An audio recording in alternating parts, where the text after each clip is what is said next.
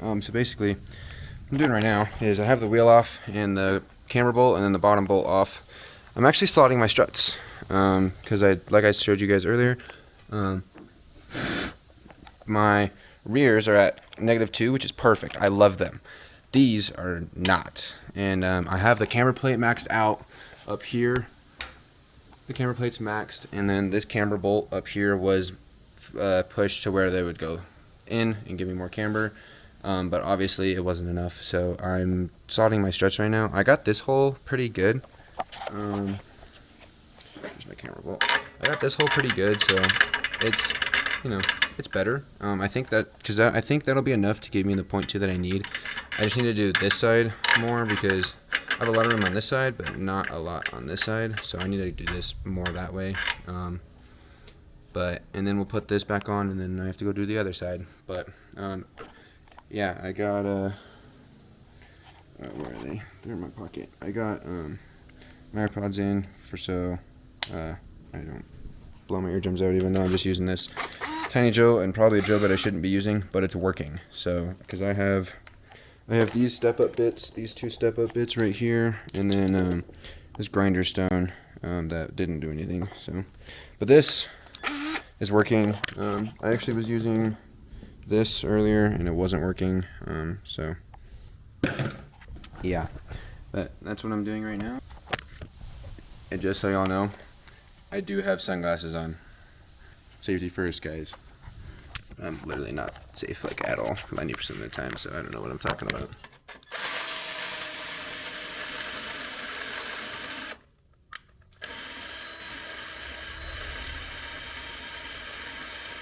Got Xavier Wolf going right now. This is fire. 1,000,000 zillion jillion dillion cotillion times later. Okay, so this is a lot later, but I finally got it.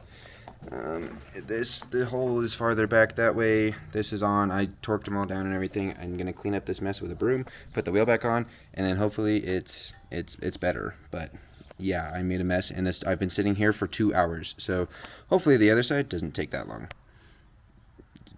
I'll be back. Many hours later. All right, guys. So my friend actually showed up and helped me out. Before I get to all of that, I got it done. It is now flush on the -2 camber. So this front one is now -2. It's more flush with the fender and everything, and it sinks in more. I probably should roll my fenders just in case, but you know what? Whatever. And then that is the same that it's been. So this actually worked and worked pretty well. So now I'm gonna get started on the other side while I wait for my friend to come back, because we found the boost leak. So after a bunch of screwing around, messing around, and everything, I thought it was and we took off the heat shield, the turbo heat shield. Yeah, that over there. Anyway, back to the point at hand. Because of the boost leak, I took off I was like, yo, it's coming from right here, so I think we should get under the intercooler, try and figure out where it's at. Well, took off the bypass valve, took off all the screws and everything, so that's what this is. Took off the hose from the bypass valve. This hose was actually bent in on itself, so it was sitting in there like this around the bypass valve. So this needs to be pushed back out. And then we took the intercooler out to try and, because it sounded like it was coming from under here, right? Well, little did we know, the intercooler itself is fine. This coupler, on the other hand, obviously you can already tell, this side, this seal is already pretty cooked. It's already bent to absolute crap. And when I took the hose, when I unscrewed the hose clamp, I meant to just unscrew it so I could take the intercooler out with this still being on the car. This hose clamp right here this coupler, the hose clamp, the whole thing came with it. And what we found out was I found my boost leak. The whole thing's cooked. It's just ripped and cooked, and yeah, so that's my boost leak. So I'm probably gonna order a new aluminum radiator, like full aluminum radiator rather than the plastic. And it'll come with a coupler and all, and the hose clamps and all that. So we're probably gonna do that. But right now we're gonna go to O'Reilly's or AutoZone and see if we can get a different coupler, to see if we can even have it run right now. Because I still need this car to run because this is my only car. So we're gonna see if we can get a new coupler for the meantime. But other than that, yeah, we found the boost leak. It was pretty terrible. So, yeah, now we just have to fix it. So, I'm just thankful that it wasn't something like really way down, far down, like I had to take off the intake manifold and everything. Throw trash away. Anyway, I'm just really glad we didn't have to take off like the intake manifold and all that other crap. But also, since we took off the heat shield, and got a look, and we're able to look down here, I'm going to, when I get my wastegate bracket, I'm going to have to pull the turbo out.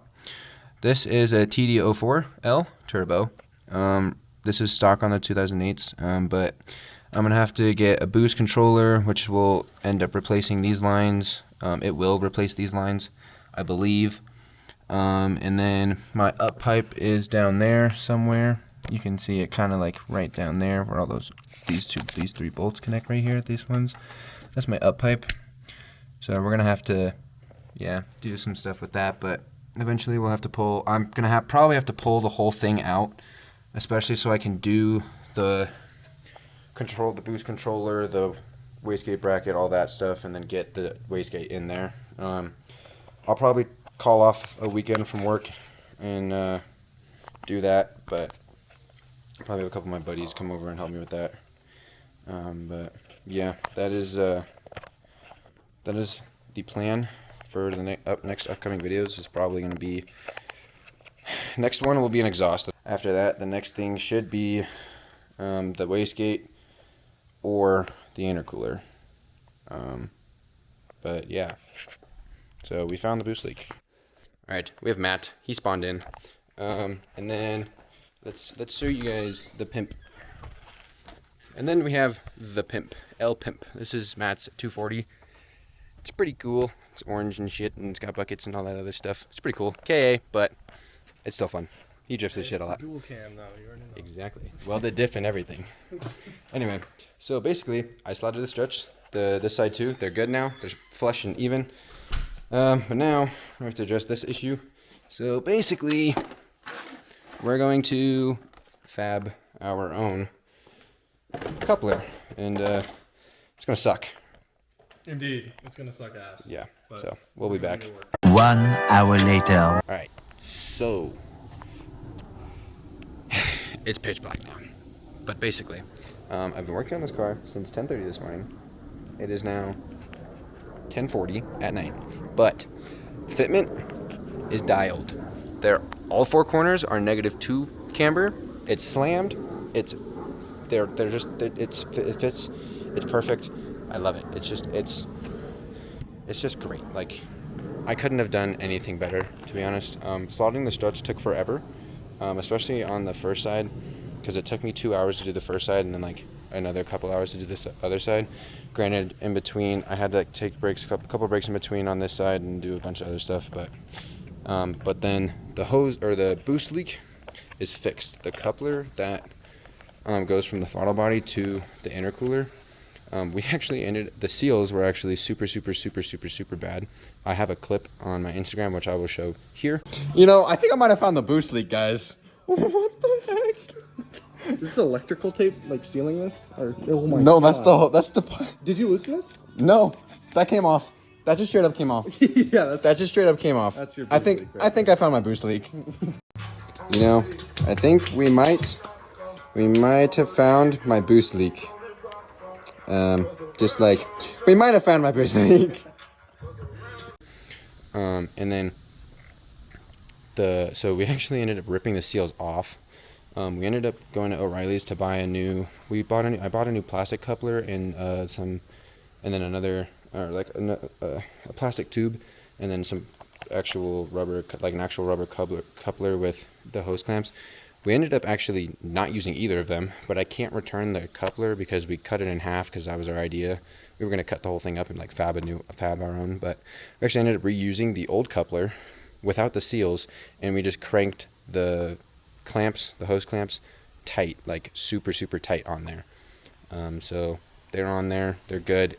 We tested it, it's building boost, there's no screaming anymore. Yeah, but that's it. I got the boost leak fixed, I got the struts slotted.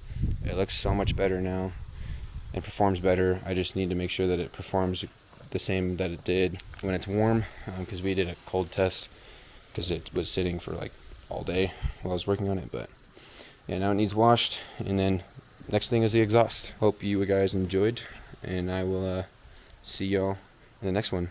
Peace.